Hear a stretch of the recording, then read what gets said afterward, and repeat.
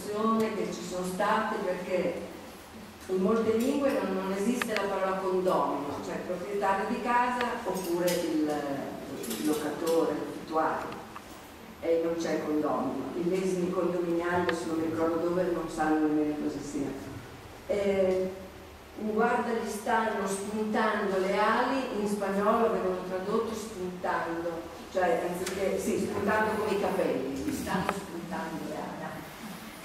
Mi immagino a volte che in poesie che scriviamo, che tradotte diventano altro, a volte forse ci guadagniamo.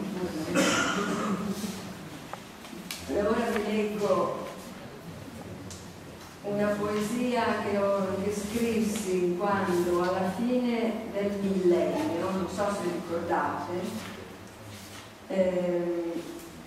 c'era un gran parlare di questo nuovo millennio, e a quei tempi insegnavo in un liceo dove qualunque tema io dessi iniziavano i ragazzi il tema dicendo: alle soglie del terzo millennio c'era questo, e ho scritto questa poesia.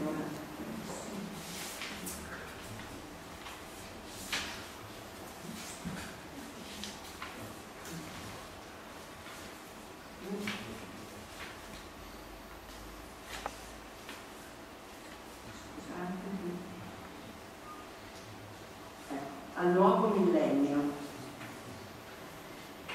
-3, 2, 1, millennio finito, millennio cominciato. L'ho detto a un filo d'erba sapiente, grande saggio del prato. Strano, non sapeva niente, né si è meravigliato. Ha detto: ah sì, nel millennio? Grazie, lo dirò al mio padre.